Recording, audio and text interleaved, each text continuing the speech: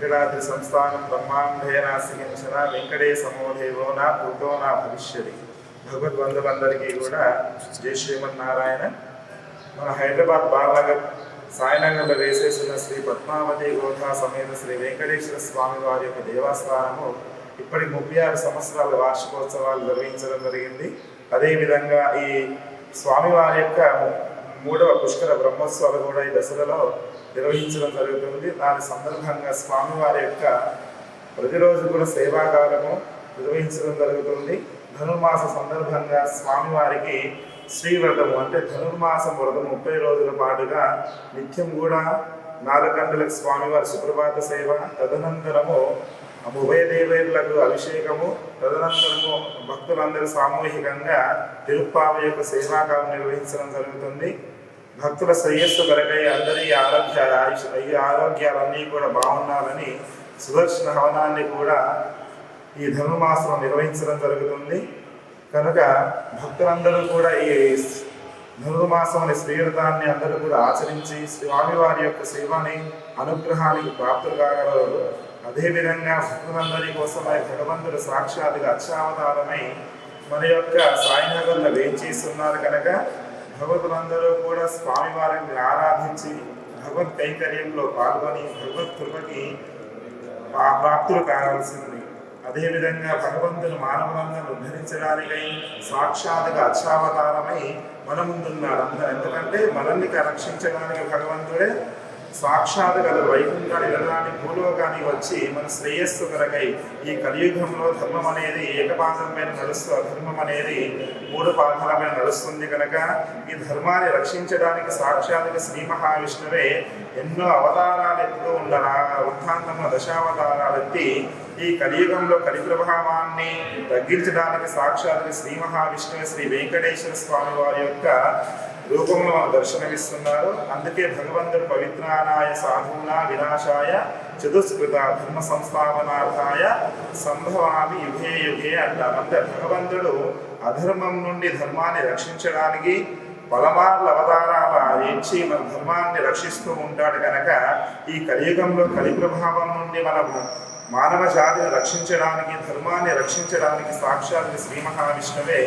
వెంకటేశ్వర స్వామి వారికి అవతరించారు.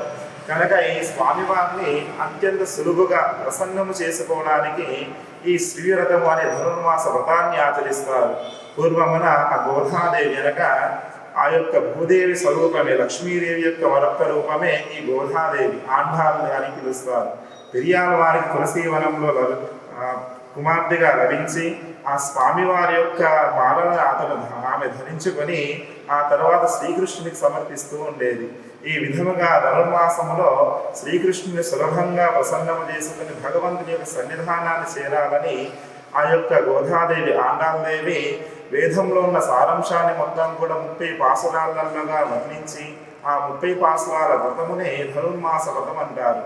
ప్రతిరోజు కూడా ఒక పాశురము చొప్పున ఆ స్వామివారిని ఏ విధముగా మనం ఆరాధించి భగవంతుని యొక్క చెంతకు చేరదామో, ఏ విధంగా భగవంతు కైంకర్యాన్ని చేస్తే భగవంతుడు మనకి సులువుగా ప్రసన్నమవుతాడో ఆ వేదాల్లో ఉన్న సారాంశాన్ని కూడా అందరి మానవులకి సమన్యంగా అందాలని సులువుగా భగవంతుని ప్రసన్నం చేసుకోవాలని ఆ గోధాదేవి 30 పాసురాలలో ఈ తిరుప్పావైన వ్రతాన్ని ఆచరించినది.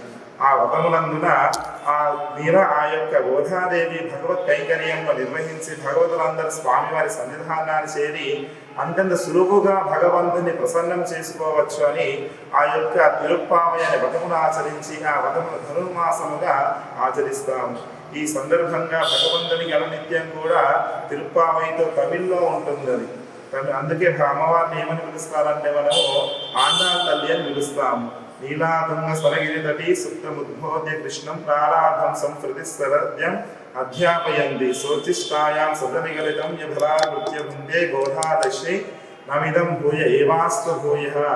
అంటే అమ్మవారిని మనం ఎక్కడ లభించిందంటే కర్కటేపులో బలగుణ్యం తులసీ కారణోద్భవం పాండే విశ్వంభరాం గోదా వందే శ్రీరంగరాయకి. పాండే అనే మహారాజా రాజ్యంలో గోధాదేవి తులసీవనంలో లభించి భగవంతుణ్ణి మనకి తులసీ మాలలో ఆమె వేసి విడిచిన మాలని ఆ స్వామివారికి పిలిచేవారు. ఆ వృత్తాంతంలో ఒకనాడుగా పెరియార్ వారు గారైన ఆ యొక్క ఆండాల్ తల్లి యొక్క నాన్నగారు రోజు కూడా ఆ యొక్క ఆండాళదేవి ధనుర్మాసమునందున ఆ స్వామివారికి అలంకరించుకునే పుష్పమాలని ఆమె ధరించుకొని అద్దంలో చూసి బావిలో చూసి మురిసిపోతూ ఉండేది.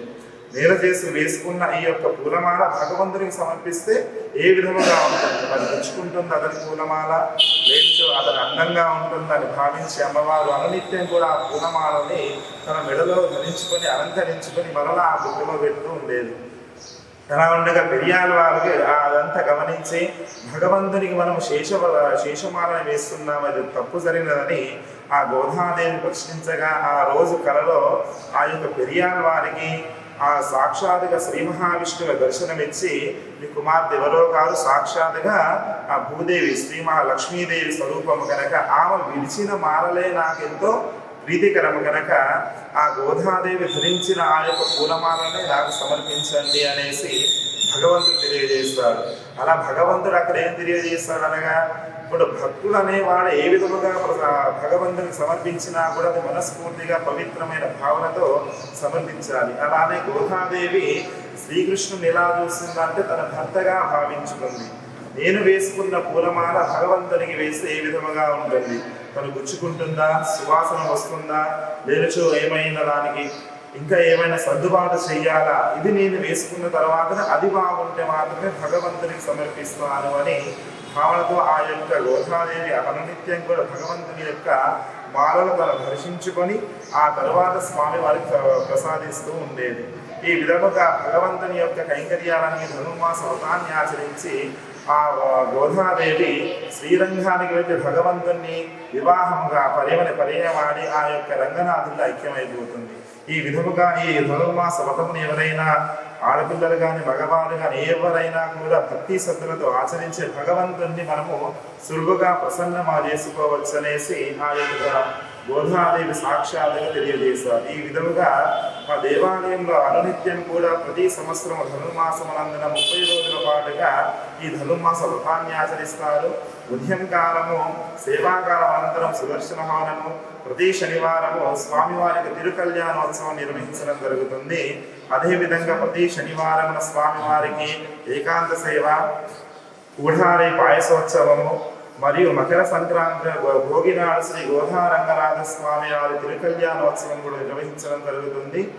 ఈ సంవత్సరమున మనకు వైకుంఠ ఏకాదశి జనవరి 10 నాడున వైకుంఠ ఏకాదశి, జనవరి 7 నాడు మన దేవాలయంలో దీపోత్సవము, 11వ తేదీన గూఢారాయి, 13వ తారీఖున గోధారంగనాథ స్వామి కళ్యాణము, 14వ తారీఖున సంక్రాంతి నాడు ఈ గోధాదేవి వ్రతమునకు విగుంపి పలుకుతారు.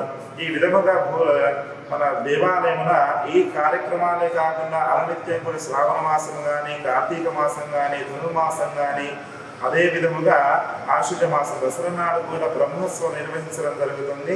నానా విధాలుగా భక్తుల శ్రేయస్సు కొరకై ఈ భక్తులు ఎలాంటి ఇబ్బందులు పడకుండా వారి అన్ని సౌకర్యాలతో కూడుకొని ఈ సాయినగర్ దేవాలయంలో ఉన్న వెంకటేశ్వర స్వామి వారి యొక్క ప్రధానార్చకుడైన తిరుమల రంగాచారి గారి ఆధ్వర్యంలో ఈ సేవా కార్యక్రమాలన్నీ కూడా నిర్వహించడం జరుగుతుంది.